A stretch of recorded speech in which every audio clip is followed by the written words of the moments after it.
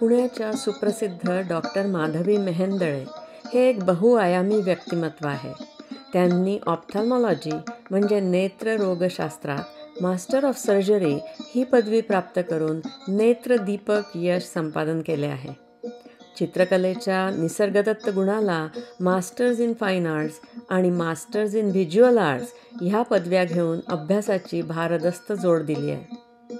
त्यांच्या सर्जनशीलतेला अनेक वाटा सापडल्या आणि त्यांनी उत्तम, रसिकमान्य आणि पारितोषिक प्राप्त लिखाण, नियतकालिके, मासिके, पुस्तके इत्यादी मार्गांनी करून स्वतःचं स्थान निर्माण केलं आहे. त्यांची सतत तेवत असणारी सामाजिक जाणीव त्यांच्या भरीव समाजकार्यातून दिसून येते. त्यांची संपूर्ण ओळख विकिपीडियावर आहेच. त्या सादर करीत असलेला पत्र आणि चित्र हा कार्यक्रम कलासक्त, बुद्धिवादी प्रेक्षकांची दाद मिळवणारा आहे.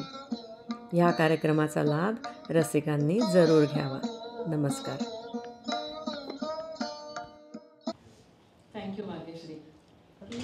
चित्र साक्षरता ही आपल्या समाजात खूप कमी आहे. आपण कसे गाणी ऐकतो, आपण रेडिओवर गाणी ऐकतो, आपली आजी गाणी म्हणत असते, देवळात गाणी म्हणतात, इकडे तिकडे गाणी म्हणतात. चित्र असतात थोडी थोडी, देवळातही असतात, इकडे तिकडे असतात, पण आपण जोडल्याच नाही गेलो त्याच्याशी. त्याच्यामुळे उगीच एक दरी निर्माण झाली आहे, त्याची काही गरज नाही. आणि चित्र समजायला पाहिजे किंवा मला चित्र समजत नाही हा गैरसमज आहे. तो चित्रकार चित्र काढून व्यक्त करून तो गेला आहे. आता तुम्ही आणि ते चित्र तुम्हाला जे वाटेल ते वाटेल, असं काही गरजेचं नाही की त्याला काय म्हणायचं आहे, तेव्हा त्यांनी काय विचार केला, असं काही नाही. मी त्याला एकच शब्दात असं म्हणते की छान वाटतंय की नाही, दॅट्स इट. मग ते वेगवेगळे असतील, काही लँडस्केप असेल, कधी पोर्ट्रेट असेल, कधी सुंदर स्त्री असेल, एखाद्या अगदी दारुड्या गरीब माणसाचं चित्र बघूनही छान वाटू शकतं. सो सब्जेक्ट कुठलाही असू शकेल, कधी ॲबस्ट्रॅक्ट असेल. ॲबस्ट्रॅक्ट आम्हाला कळत नाही, हा एक मोठा हे आहे. तर कळायची गरज नाही. तुला छान वाटतंय काय, एवढंच नसेल छान वाटतं, दॅट्स फाईन, कारण ते सब्जेक्टिव्ह आहे. सो त्याला तुम्ही इंटरप्रेट करून कशात तरी ट्रान्सलेट करायची गरज नाही. So abstract it is a image. आकार हा निव्वळ आकार, रंग हा निव्वळ रंग, असं म्हणून पाहिलं तरी चालतं. मास्टर इन फाईन आर्ट्स हा कोर्स केला आणि मास्टर्स इन व्हिज्युअल आर्ट्सचा कोर्स केला. तो व्हिज्युअल आर्ट्सचा कोर्स करताना माझा हा डेझिटेशन टॉपिक होता. तो गोग्याची ओळख माझी तेव्हा झाली. आणि अभ्यास करत राहिले, कारण खूप कुतूहल, खूप आवड. आणि मग मला असं वाटलं की आता गोग्याची सगळी चित्र आपल्याला माहिती आहे, सगळं काही माहिती आहे. आणि मग एकदा मी शिकागोला आले असताना शिकागोला एक गोग्याचं प्रदर्शन लागलं होतं. पूर्ण गॅलरीभर एकही गोष्ट मी पाहिलेली नव्हती, एकही गोष्ट मला माहिती नव्हती. 54 वर्षाचं आयुष्य आणि किती निर्मिती असेल. अजूनही आजही मी जर पेंटिंग करायला बसले तर मी न पाहिलेले पेंटिंग मला आजही दिसतात. गेली 10-12 वर्ष मी गोग्याच्या सहवासात इकडून तिकडून आहे तरीही. तेव्हा मला ते लक्षात आलं की केवढी प्रतिभा, केवढी निर्मिती क्षमता. पिकासोच्या बाबतीत एक शब्द वापरलाय, मला असं वाटतं माधुरी पुरंदरेनेच वापरलाय, दैत्य प्रतिभा. की एकेका दिवसात 10 कॅनव्हास. तसं हा माणूस काय करतो आहे बरं. पेंटिंग आहे, सिरामिक आहे, वूडक्राफ्ट आहे, माती आहे आणि शब्द. एखादा सायको ॲनालिस्ट असावा अशा तऱ्हेने हा माणूस व्यक्त झाला.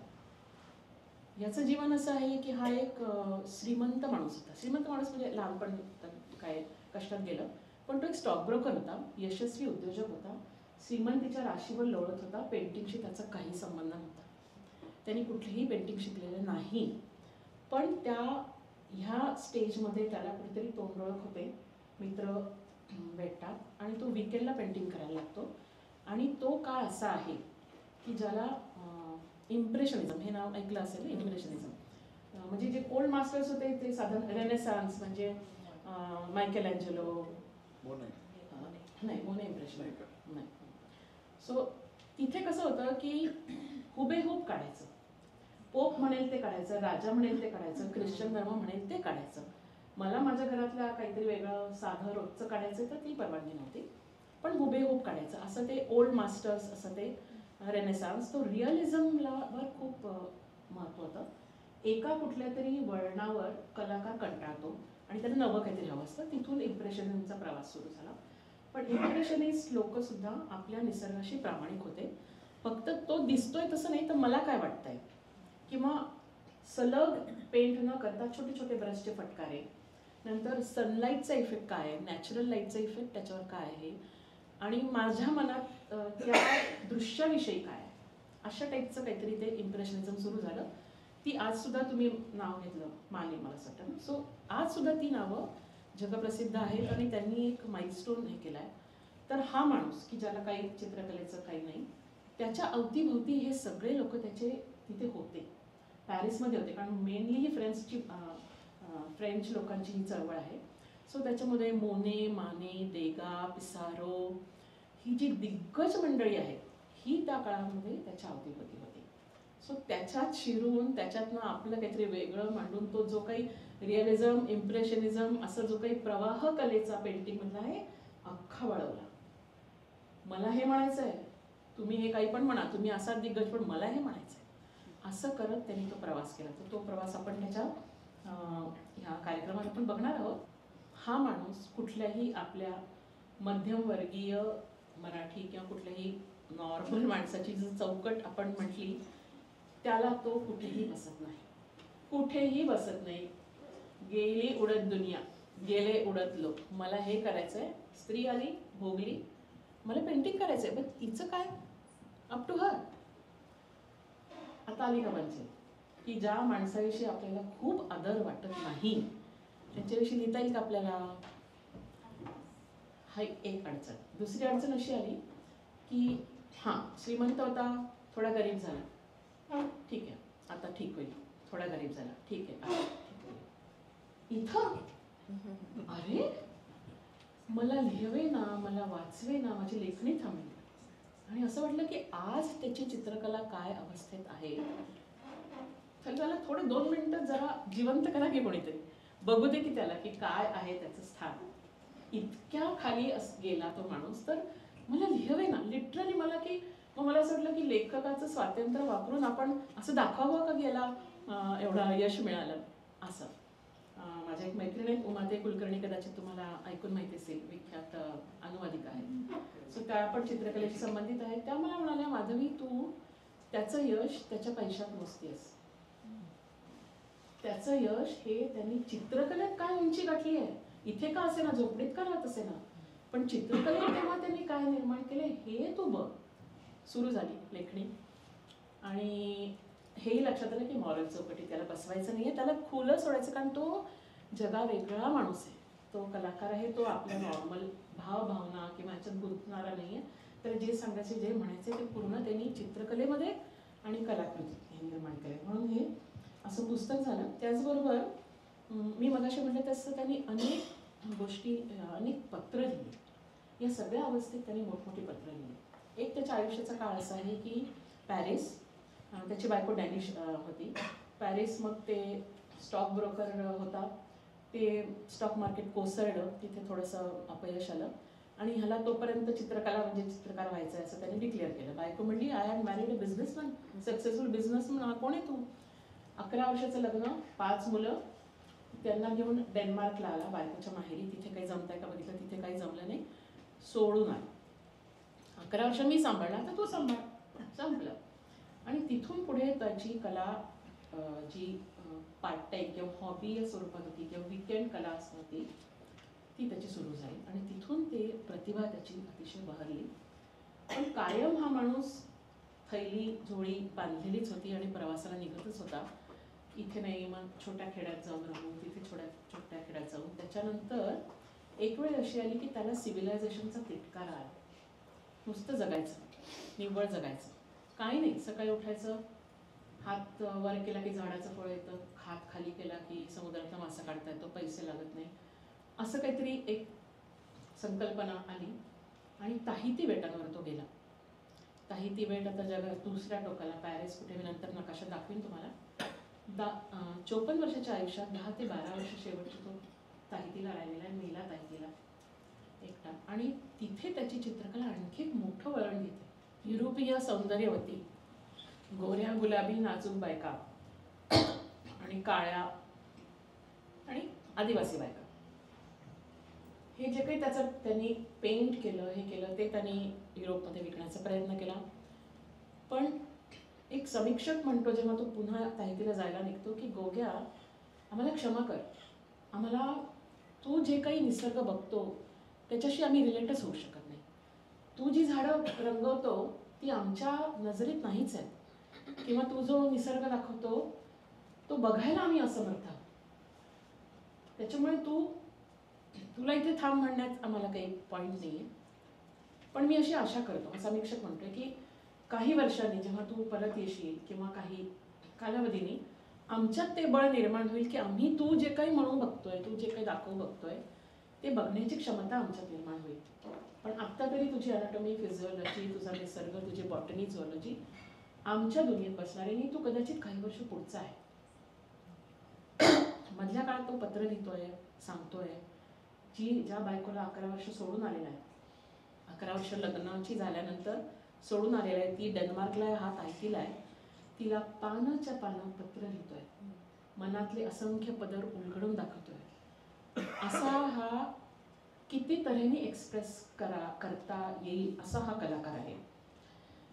तर काही निवडक पत्र आणि निवडक चित्र आणि थोडासा या कार्यक्रमातून त्याचा प्रवास हा आपण बघण्याचा प्रयत्न करू. पॉल गोग्या 1848 ते 1903 हा कालावधी.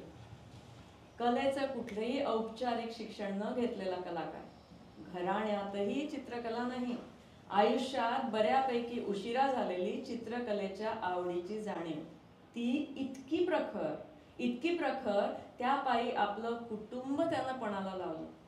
ऐश्वर्याच्या राशीवर लोळत असण्याची एक अवस्था आणि खायला काही नाही, तब्येत खराब, औषधाला पैसे नाहीत अशी हलाखीची दुसरी अवस्था. पण सर्व अवस्थांमध्ये त्याची चित्रनिर्मिती होतच राहिली. त्याची चित्रकलेच्या जगतातील मैलाचा दगड ठरली. आधुनिक चित्रकला अर्थात मॉडर्न आर्टचा तो जनक ठरला. धाडसाने रंग वापरणारा हा कलावंत युरोपीय सौंदर्याच्या संकल्पनेत न बसणाऱ्या आदिवासींचे चित्रण करून ते युरोपात विकण्याचा त्याने प्रयत्न केला. त्याची अभिव्यक्ती रंगांमध्ये जेवढी सामर्थ्यवान तेवढीच शब्दांमध्ये सुद्धा. स्वतःबद्दल त्यांनी पुस्तकरूपात लिहिलं. त्यांनी लिहिलेली तसेच त्याला आलेली असंख्य पत्र यातून पॉल गोग्या याच्या आयुष्याचा लेखाजोखा मांडता येतो. न संपणारी ऊर्जा आणि दुर्दम्य आशावाद ही त्याची वैशिष्ट्ये. जगताना तो खचला नाही, आत्मविश्वासाने काम करत राहिला. पिसारो, माने, मोने, देगा ही सगळी दिग्गज इम्प्रेशनिस्ट मंडळी त्याचे समकालीन कलाकार. पण तो कोणाच्याच दडपणाखाली किंवा प्रभावाखाली आला नाही. त्यांनी आपलं वेगळेपण टिकवून ठेवलं. पिकासोवर देखील त्याचा प्रभाव स्पष्टपणे जाणवतो. त्याची चित्र तो असताना आणि निधनानंतरही कित्येक चित्रकारांसाठी प्रेरणादायी ठरली. आधुनिक चित्रकलेचा जनक पॉल गोग्या. माधुरी. भाग्यश्री वाचते ते सगळ्या पुस्तकातलाच मजकूर आहे. सगळे पत्र आणि सगळा हा मजकूर हा सगळा पुस्तकातलाच आहे. सो ही त्याची सुरुवातीच्या काळातली चित्रकला आहे. सो ही इम्प्रेशनिस्ट चित्र आहे. तर मी मगाशी तुम्हाला सांगितलं तसं छोटे छोटे रंगांचे असे ब्रशेस जे हे केलेले आहेत. पॉल गोग्यानी त्याच्या सुरुवातीच्या काळामध्ये इम्प्रेशनिस्ट चित्र केली, कारण तो इम्प्रेशनिस्टच्या कंपूमध्ये होता आणि नॅचरली त्यांचा प्रभाव त्याच्यावर होता. आणि आज हे इम्प्रेशनिस्ट पेंटर्स कोण आहेत असं म्हटलं तर मला खंत वाटते की पॉल गोग्याचं नाव घेतलं जात नाही, कारण त्याच्या पुढच्या शैली इतक्या वेगळ्या आहेत आणि इतक्या पॉवरफुल आहेत, सामर्थ्यवान आहेत की तिथून पुढच्या चित्रकारांच्या पिढ्या घडलेल्या आहेत. पण तरी ह्यांनी 150-200 कमीत कमी चित्र इम्प्रेशनिस्ट स्टाईलमध्ये केली आणि अतिशय सुरेख केलेली आहेत. तो ही जी घरं आहेत हे एक सेझान म्हणून चित्रकार आहे, त्याच्या थोडीशी प्रभावाखाली आहे, थोडीशी फ्लॅट रूफ आणि आउटलाईन वगैरे, पण ही त्या ह्याच्यातलीच आहे. हे टिपिकल इम्प्रेशनिस्ट चित्र आहे. ही पाण्याचे ट्रीटमेंट, झाडांचे ट्रीटमेंट. विमन बेदिंग हा पण एक विषय आहे ना, हा खूप चित्रकारांनी हाताळला आहे. वेगवेगळ्या प्रकारे वेगवेगळ्या शैलीमध्ये केला आहे. सो हे इम्प्रेशनिस्ट स्टाईलचं विमन बेदिंग हा आहे. एक कोणाला तरी प्रश्न आहे. हां सॉरी तुम्हाला हा इम्प्रेशनिस्ट तुम्ही जे म्हणता मगाशी तुम्ही सांगितलं, पण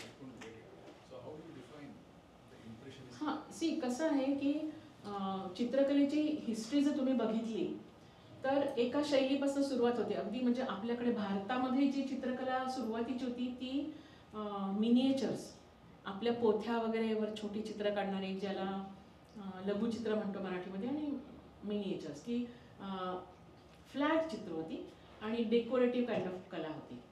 तसं इकडे युरोपामध्ये सुरुवातीला तशी होती किंवा ईस्टर्न कंट्रीजमध्ये तशी होती, पण वेस्टर्न ह्याच्यामध्ये सुरुवातीला रिअलिझम म्हणजे तुम्ही जर लूर वगैरेला भेट दिली तसे सॅफग्रीन रंगामध्ये असे जुने आणि रिअलिस्टिक असे, म्हणजे असं कोणतरी बसलेलं आहे असा एक असतो, किंवा असे स्टील लाईफमध्ये असतात.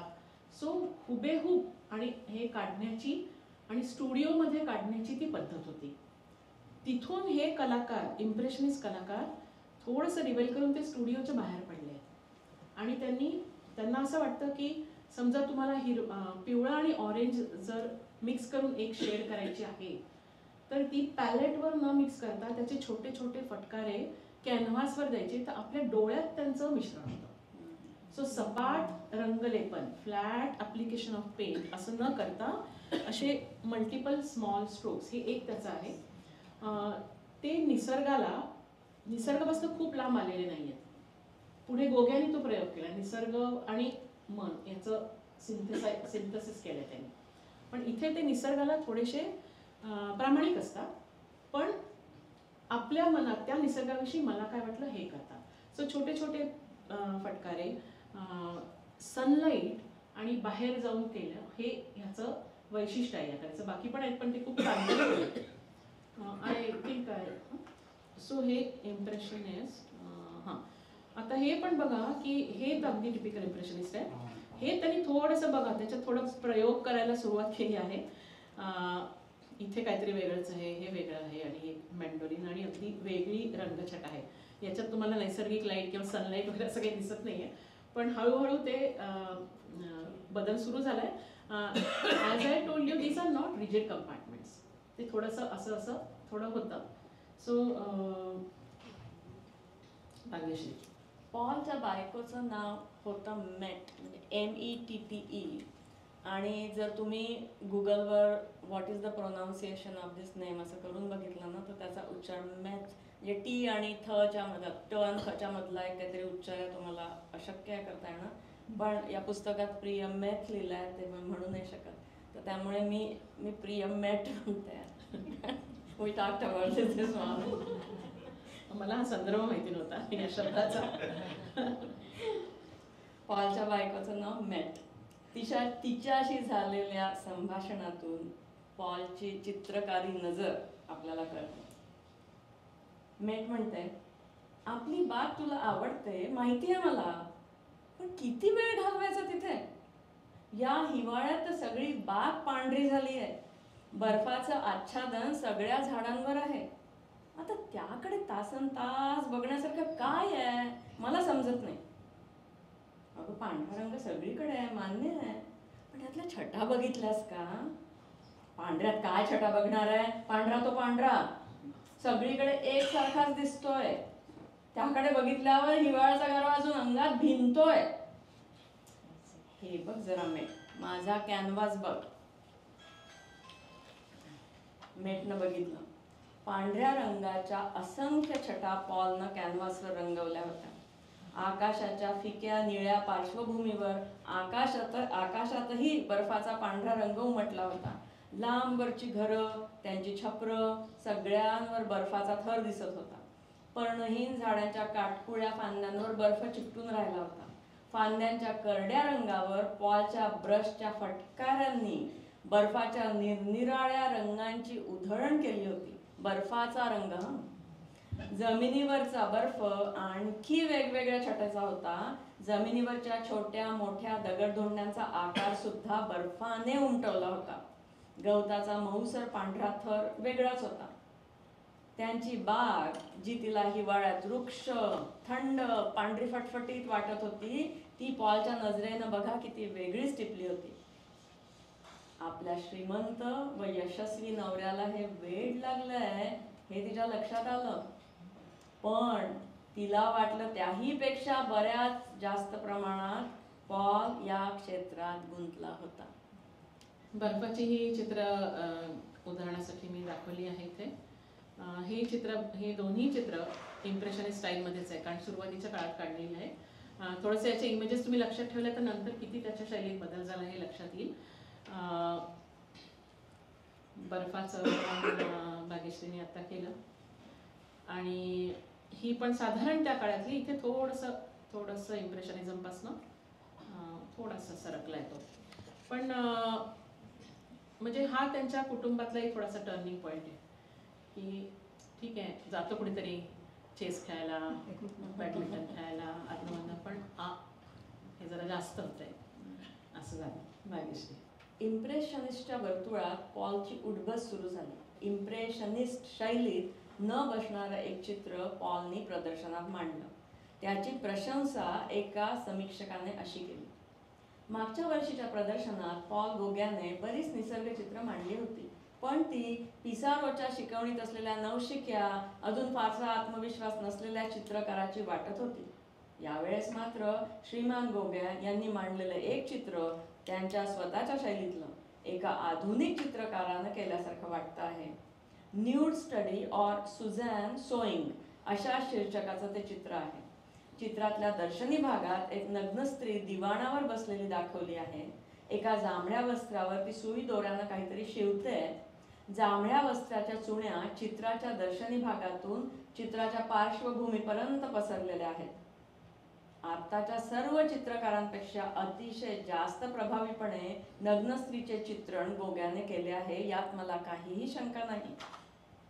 चित्र फारच वास्तववादी झालेलं आहे. इतर चित्रकार काढतात तसे स्त्रीला गुलाबी रंगात बुडवून काढल्याप्रमाणे हे चित्र काढलेलं नाही, तर या चित्रातल्या स्त्रीच्या त्वचेखाली खरोखरच स्नायू आहेत, त्यातून रक्त खेळतंय असं वाटतं. तिच्या मांड्यावर ओघळलेलं मोठं पोट, हनुवटीच्या खाली तयार झालेल्या वळकट्या, अंगावरचे काळपट डाग, या सगळ्यातून ती खऱ्या खुऱ्या स्त्रीचं प्रतिनिधित्व करते असं वाटतं. श्रीमान गोग्या एक अस्सल वास्तववादी आणि धाडसी चित्र करण्यात यशस्वी झाले आहेत. त्या काळी कसं होतं की हे जे इम्प्रेशनिस्ट लोक सॉर्ट ऑफ थोडे डॉमिनेटिंग होते. त्यांचं ते बॉस होते आणि त्यांनी ते नवीन काहीतरी शोधलं होतं आणि त्यांना ते लोकांपर्यंत पोचवायचं होतं. तर ते इम्प्रेशनिस्ट लोकांचं प्रदर्शन मांडायचे आणि इतिहासात ते अशी साधारण 7-8 प्रदर्शनं झाली. आता हा त्याच्यात शिरू बघत होता, पण तू कोण, तुला काय येतं, नको असं म्हणून पहिल्यांदा विरोध झाला जो सगळ्याच वर्तुळात होतो नवीन प्रवेश करू इच्छणाऱ्या माणसासाठी. तर त्यांनी ते परसिस्टंटली तरी करत राहून त्यांनी त्याच्यामध्ये प्रवेश मिळवला. सो त्याच्यातलं हे चित्र आहे. याच्यात अजून एक सांगण्यासारखी गोष्ट अशी आहे की तो श्रीमंत होता. म्हणजे त्याच्या श्रीमंतीचं असं वर्णन केलं जातं की तुम्हाला इथेही माहिती आहे किंवा युरोपमध्ये सुद्धा शोफर असणं हे एक फार धाडसी गोष्ट आहे. तर त्याच्याकडे शोफर असायचा जो सकाळी त्याला ऑफिसमध्ये सोडायचा आणि तिथे त्याच्यासाठी थांबून राहायचा आणि संध्याकाळी त्याला घेऊन यायचा. आणि या टोकाची श्रीमंती त्याच्याकडे होती. तेव्हा त्यांनी या सगळ्या इम्प्रेशनिस्टची चित्र संग्रही ठेवायला सुरुवात केली. त्यांनी विकत घेतली, बरीचशी चित्र विकत घेतली, जी नंतर त्याच्या कठीण काळात थोडीशी कामाला पण आली. तर अशा ह्याच्यामध्ये त्यांनी आता हे चित्र बघा केलेलं आहे. हे बरं, न्यूड स्टडी हे एक अतिशय स्टँडर्ड गोष्ट आहे. सगळ्या चित्रकलाकारांच्या अभ्यासाचा विषय आहे. सगळ्या चित्रकला महाविद्यालयामध्ये अभ्यासाचा विषय आहे. आता जिथे जिथे आपल्याकडे जे काइंड ऑफ संस्कृती रक्षक येतात तिथे थोडंसं अडचण निर्माण होते, पण हा एक स्टँडर्ड विषय. तर आता ही आहे, ही याची पत्नीच आहे. त्या काळामध्ये त्याच्या अवतीभोवती त्याची मुलं, त्याची बायको आणि हे असायचे. त्याच्यामुळे हिची नुकती डिलिव्हरी झाली आहे म्हणून ते ओघळलेलं पोट वगैरे असं. तर तिने असंख्य रेखाटनं आपल्या पत्नीची, आपल्या मुलांची वेळोवेळी केलेली आहे. आणि तो एक थोडासा भांडणाचा विषय पण व्हायचा की माझं काहीच खाजगी राहत नाही. माझं घर, माझं शरीर, माझी मुलं, माझ्या घरातली काय वस्तू, फर्निचर, हे सगळं असं कुठेतरी दिसतंच मला प्रदर्शनात किंवा बाहेर दिसतं, रंगवलेलं दिसतं. सो हे काय चाललंय. सो हे अतिशय एक तिने वर्णन केलं आहे त्या समीक्षकांनी. तसं एक ऑलमोस्ट याला रिअलिझमच म्हणता येईल, म्हणजे जवळजवळ हुबेहूबच काढलेली आहे. तसं काही फार इम्प्रेशनिस्टच्या लाईनीमध्ये जाणार चित्र नाही आहे. किंचित थोडीशी त्याच्यात छटा आहे. पॉल गोगेच्या एकूण सगळ्या चित्रांमध्ये किंवा जिथे जिथे त्यांनी मनुष्याकृती काढल्या तिथे मी असं ऑब्झर्व केलंय की चेहऱ्यावरचे डिटेल्स फार दाखवलेले नाही आहेत. बाकी सगळे पोर्ट्रेट आर्टिस्ट जे असतात किंवा मनुष्याकृतीचे काढतात ते बऱ्यापैकी चेहरा, डोळे, त्याच्यावरचे एक्सप्रेशन हे सगळे काढत असतात. समहाऊ यांनी नाही काढले, पण अतिशय पॉवरफुल मांडणी त्याची पोस्चर आणि बॉडी लँग्वेजची आहे. त्यातून तो विषय जास्त कळतो. आता हे जे चित्र आहे हे इम्प्रेशनिस्ट काळातलं नाही आहे, म्हणजे जवळजवळ 10 वर्षानंतर केलेलं चित्र आहे. याच्यानंतर त्याची शैली बदलली आहे आणि तो काहीतरी प्रयोग करू इच्छितो. आणि मला असं वाटतं मधल्या काळात तरी निवड केलेलंच नाही आहे, ह्याच्यानंतर एकदम हेच आहे. तर आता हे जर तुम्ही बघितलं तर अतिशय वेगळी रचना आहे. जेव्हा आपण चित्र बघतो तेव्हा त्याच्यातला विषय बघतो, रंग बघतो, रेषा बघतो, आपली नजर कुठे फिरते आहे का कुठे स्थिर होती आहे, एखादा पॉइंट ऑफ फोकस आहे का, तो तुमचा आमचा वेगळा असू शकतो, चित्रकाराचा वेगळा असू शकतो. तर मुख्य विषय काय असं वेगवेगळ्या अंगाने चित्र बघू शकतो आपण. त्याच्यातला एक आहे की कंपोजिशन, रचना काय आहे. तर आता ह्या रचनेमध्ये तुम्ही बघा अतिशय वेगळी रचना आहे ही, की एक ऑब्लिक स्त्री दाखवली आहे. बरं, ह्या चित्रामध्ये कुठेही क्षितिज नाही, वाळू नाही, आकाश नाही, म्हणजे जे आपण समुद्र किनारा म्हणतो तसं काहीच नाही आहे. पण त्या ॲग्रेसिव्ह लाटा आल्या, त्याला पूर्ण तर हिरवा रंग आहे आणि त्या हिरव्या रंगाच्या पार्श्वभूमीवर एक ऑरेंज डोकं आहे, एकदम वेगळंच आहे ते. आणि तिची जी चेहऱ्याची ते असं करून आणि दोन्ही हातांनी आवेगाने एखाद्या जोरात येणाऱ्या समुद्राच्या लाटेला मिठीत घ्यावं अशाने ती झेपावते. आता ह्या चित्रामध्ये तसं तुम्ही म्हणाल तर न्यूड किंवा अश्लील किंवा इरोटिक असं काहीच नाही, पण ती जी पॉवरफुली ती जाते आहे, झेपावते, ते किती छान त्यांनी काढलंय आणि सगळं धुडकावून दिलंय. क्षितिज नाही, काय नाही, काय नाही, काय नाही, डोकं एकदम वेगळ्या अँगलमध्ये. सो हे अतिशय न्यूड हा असा अतिशय वेगळा असा न्यूड आहे. फ्रेंच स्टॉक मार्केट कोसळलं आणि पॉलच्या कुटुंबानं कोपनहेगन गाठलं. तिथल्या लोकांची अभिरुची, एकंदर परिस्थिती पॉलच्या मनासारखी नव्हती, तरी पण तो चित्र काढीत राहिला. 1884 ते 85 या कालावधीत त्याच्या चित्राच्या शैलीत फारसा बदल झाला नाही, तरी तंत्राची शैली मात्र बदलत होती. शुफ या त्याच्या मित्राला पॉल लिहितो, माझ्या प्रदर्शनाला इथे यश मिळालं नाही, ते इथल्या लोकांना चांगल्या कलेची जाण नाही म्हणून. माझ्या विरुद्ध कट कारस्थानं रचली जात आहेत. मी धर्माला फारसा मानत नाही ना, त्यामुळे असावं. माझ्या मुलांनाही ते लोक त्रास देत आहेत. मेटची शिकवणी त्यामुळेच कमी झाली. सगळा मूर्खांचा बाजार आहे इथे. माझे सगळे प्रयत्न करून झाले, कशाचा काही उपयोग नाही. सगळं काही सोडून पॅरिसला पळून यावंसं वाटतंय. तिथे एखाद्या कलाकाराचा मदतनीस म्हणून तरी मला काम मिळेल. शुभ, माझं कर्तव्य काय आहे? माझी कला की माझं कुटुंब? पण या कुटुंबासाठी किती दिवस असा मानहानी सहन करत जगत राहायचं? माझ्याशी अजून संबंध ठेवलेस म्हणून शुभ तुला धन्यवाद. फार कमी लोक मित्रावर आलेल्या कठीण प्रसंगात मित्राबरोबर टिकतात बरं का. कधी कधी वाटतं मला वेड लागलाय. रात्र मी विचार करत असतो, पण मी जेवढा जास्त विचार करतो ना तेवढा मला वाटतं की माझंच बरोबर आहे. मला सारखं ऐकवलं जातं की मी जर पेंटिंगच्या नादी लागलो नसतो तर या क्षणी मी एक यशस्वी स्टॉक ब्रोकर झालो असतो. पण जे अगदी आतून येतं त्याला नाकारायचं कसं? फार मोठा प्रश्न आहे. कुटुंब की कला? कुटुंब आजूबाजूला राहिलं तर कला करता येत नाही. आणि कलेची उर्मी इतकी जबरदस्त आहे की मला असं वाटतं हतबल आहे तो त्याच्या पुढे, की काय करू मी, मला ते येत आहे, इतकं सगळं येत आहे, आय कांट हेल्प इट. पण तरी विचार करतोय. आता ह्या पत्रात तुम्हाला लक्षात येईल त्याची मनस्थिती. मित्राला लिहितोय, नंतरची सगळी पत्र बायकोला लिहिलेली आहे की काय करू. टिपिकल माहेर सासर याच्यामध्ये ते डेन्मार्क आणि फ्रान्स यांच्यामध्ये जी काही थोडीफार अनबन असते तशी होती. आणि डेन्मार्कचे लोक म्हणजे मेथच्या माहेरचे लोक काही त्यांना हा आवडायचं नाही, कोण अशी कशाला यांनी आपल्या मुलीने लग्न केलं. आणि त्यांनी तिथेही व्यवसाय करायचा प्रयत्न केला आणि त्यांनी चक्क टार्पोलिन विकण्याचा बिझनेस करायचा ट्राय केला, ते काही जमलं नाही. अतिशय ॲटिट्यूड असणारा माणूस आहे, म्हणजे मीच बरोबर आणि हे असं ठासून सांगायचे मुद्दे. आणि म्हणजे असं वाटतं आपल्याला की किती इगोइस्टिक आहे किंवा किती आत्मकेंद्रीय आहे, पण आपण आपल्या मनाशी नीट विचार केला तर कधीतरी त्याचं लॉजिक पटतं की आतून येणारी उर्मी त्याचं काय करायचं. आणि त्याला शरण गेल्यामुळे हा एवढा कलाकार घडला, नाही तर तो आपला रोजी कमवत सकाळी ऑफिसला जाणं, संध्याकाळी घरी येणं, रात्री झोपणं, हे मधल्या वेळेत टी व्ही बघणं, हे कार्यक्रम करत राहिला असता. तर ह्या काळात त्यांनी कोपनहेगनमध्ये चित्र काढली. ती चित्र अजून इम्प्रेशनिस्टचा प्रभाव आहे, अजून तेच सगळे, अजून त्याला स्वतःला तो सापडलेला नाही आहे. त्याला असं वाटलं होतं डेन्मार्कमध्ये पण चित्रकला ॲप्रिशिएट करणारी मंडळी बरीच होती. त्याची बायको जी होती ती डॅनिश होती, तिला फ्रेंच पण यायचं आणि डॅनिश पण यायचं, त्याच्यामुळे ती बरेच वेळेस ही भाषा शिकवण्याचं काम करायची आणि मोठे मोठे म्हणजे गव्हर्नर आणि त्यांच्या मुलांना ती फ्रेंच भाषा शिकवायचं काम करायची. सो ती जेव्हा फ्रान्सला याच्याशी लग्न करायला येते आणि 11 वर्ष राहते तेव्हा ते सगळं सुटतं, पण परत जेव्हा येते तेव्हा ती ट्राय करते की मी कमवते बाबा, आता हा नवरा काही करत नाही तर आपण हे करून बघू. पण हा म्हणतो की ते कोणाला काही कळतच नाही, माझी कला काही हेच होत नाही आहे. तर शेवटी तो हतबल होतो, तो सांगतो की नाही मला जायचं आहे. आणि 5 मुलं असतात, त्याच्यातला एक क्लोव्हिस नावाचा मुलगा, त्याचा थोडा लाडका असतो.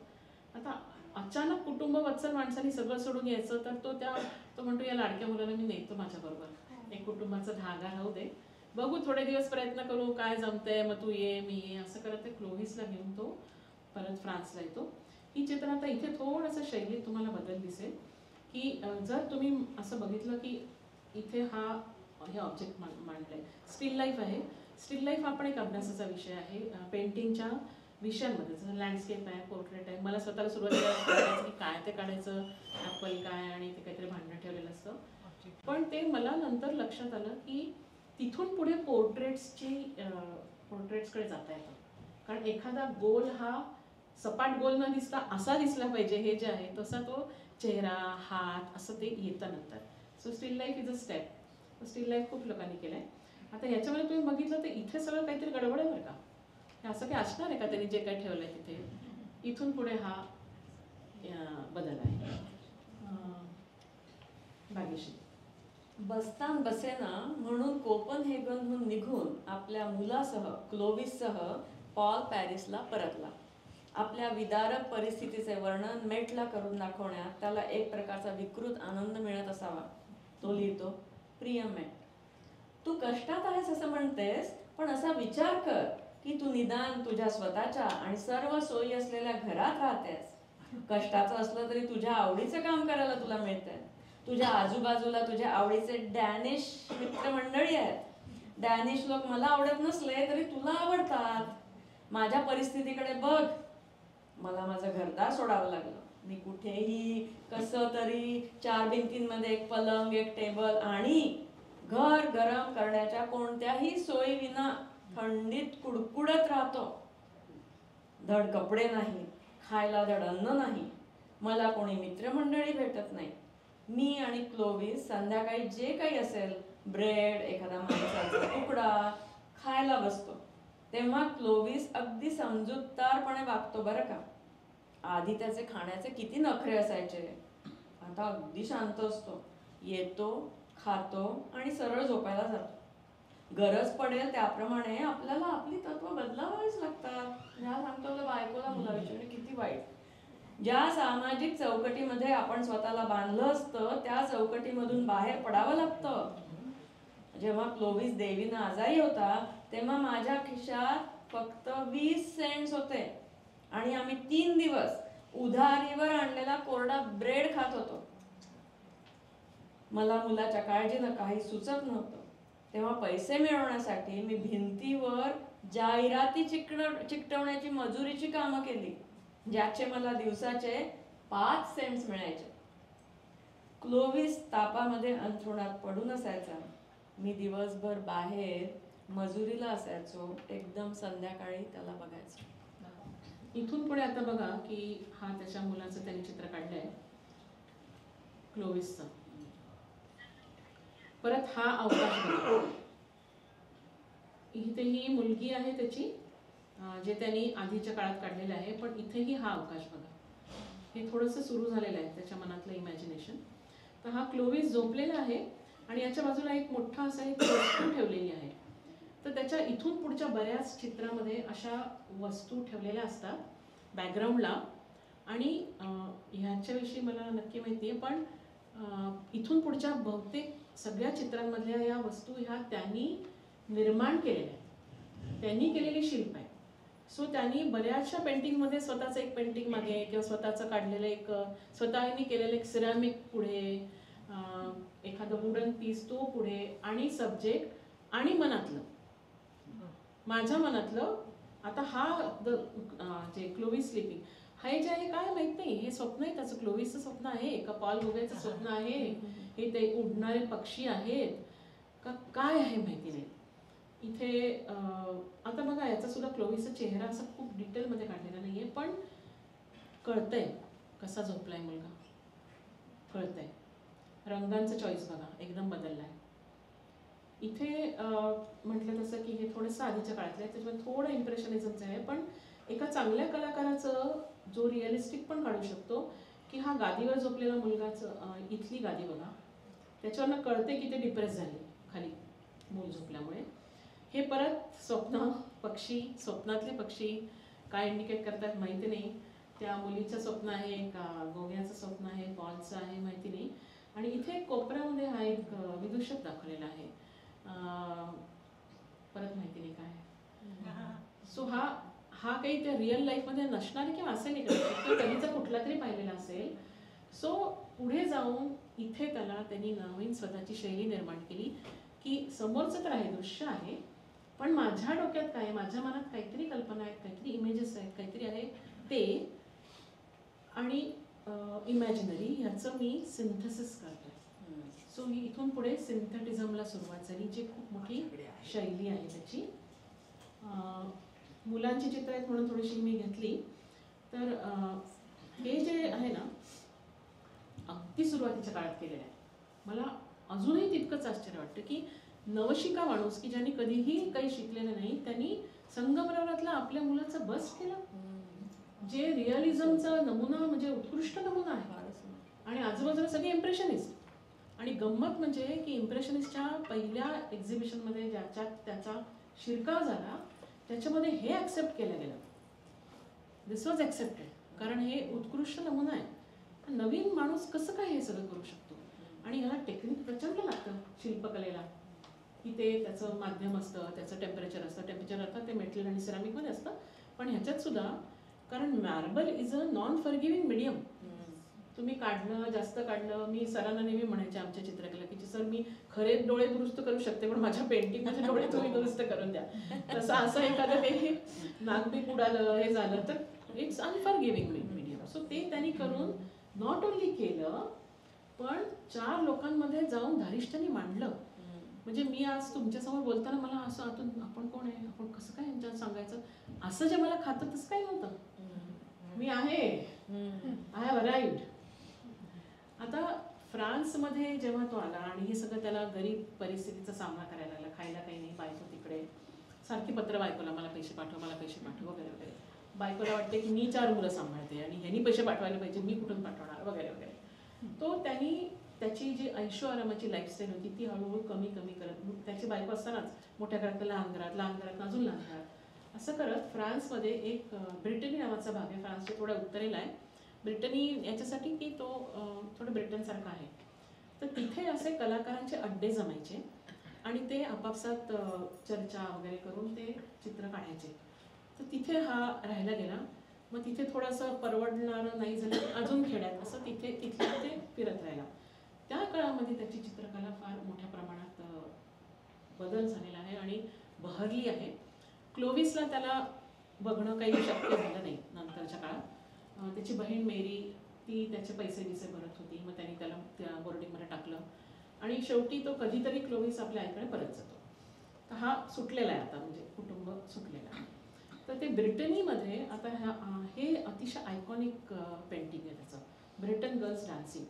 तर थोडंसं एक मीठ मिरची लावण्याची जी शैली आहे, त्याची जी मानसिकता आहे त्याच्यामध्ये, की हा जो हेडगिअर तुम्ही बघितला या स्त्रियांचा, हा तिथला पारंपरिक वेश आहे, पारंपरिक हे ड्रेस आहे. तर तो गेला तोपर्यंत थोडं मॉडर्नकडे झुकलं होतं आणि कधीतरी उत्सवाच्या काळात हे असे ड्रेस घालणं किंवा कधीतरी घालणं असं सुरू झालं होतं. पण ते त्यांनी थोडंसं एक्झॅगरेट करून ते मांडलेलं आहे. आणि हा एक फ्रान्सचा एक फोक डान्स आहे, त्याच्यामध्ये या मुली नाचत आहेत. आता याच्यातही बघा चेहऱ्या, माझं ऑब्झर्वेशन, मी कुठे वाचलेलं नाही किंवा कोणा एक्सपर्टचं ॲनालिसिस नाही केलं, पण याच्यात सुद्धा अगेन बॉडी लँग्वेज, की त्या आनंदी आहेत, नाचता आहेत, पण चेहऱ्याचं काही खूप हे नाही, पण कळते आपल्याला कम्युनिकेट होत आहे. ही थोडीशी परत बॅकग्राऊंड, झाड वगैरे थोडं इम्प्रेशनिस्टचा प्रभाव आहे. जमीन पण थोडी असे छोटे छोटे फटकारे आहेत. हा एक कुत्रा सदृश कोणीतरी प्राणी तिथे काढला आहे. तर आता ह्या रचना आम्ही मगाशी म्हटलं, या चित्राचा मुख्य विषय आहे नाचणाऱ्या मुली, त्या थोड्या एकीकडे आणि कुठेतरी इथे रिकामी स्पेस राहील म्हणून एक छोटासा कुत्रा त्याला बॅलन्स करतं. बॅलन्स पण हा एक टर्मिनॉलॉजी आहे जी पेंटिंगमध्ये वापरतात, रचना, कंपोजिशन, बॅलन्स. तसं हे माझं म्हणणं आहे, त्याचं काहीच म्हणणं नव्हतं. सो हे आहे. हे जे आहे, या 2 मुली आहेत. आता इथे बघा बेबी पिंक दिसला का? बेबी पिंक रंग जमीन आहे का काय आहे माहिती नाही. आणि it is very flat, it is very flat, flat mass of paint. काही घाबरला नाही तो हे करताना. माझं सारखा कर्सर हरवतो. हां, आता ही इथून पुढची जी आहे ऑरेंज, आणि त्याला परत ते डेकोरेटिव्ह काहीतरी आलेलं आहे त्याच्यामध्ये, ॲपलसारखं, पक्षीसारखं असं काहीतरी. आणि हे जे आहे ना, हे फक्त फ्लॅट मासेस ऑफ पेंट्स एकाच्या बाजूला एक, सेपरेटेड बाय आउटलाईन. याला परत तांत्रिक ह्याच्यात जायची गरज नाही, क्लॉइझोनिझम अशी शैली त्याला म्हणतात. त्याचा अर्थ असा आहे की त्या काळात जे काचेच्या तुकड्यांवर काम व्हायचं, काचेचा एक तुकडा समजा ऑरेंज असेल, निळा असेल, आजूबाजूला ठेवून त्याला जॉईन केलं तर जसं जसं दिसतं तसं फ्लॅट रंग, फ्लॅट मांडलेले आणि आउटलाईन. तर सिंथेटिझम, सिम्बॉलिझम आणि क्लॉइझोनिझम या 3 शैली, काही फार परत शैली महत्त्वाच्या नाही आहे, पण इथून वळलं आहे बघा, इथून सुरुवात झाली आहे. सो इथून पुढे तो हे मांडतो. भाग्यश्री.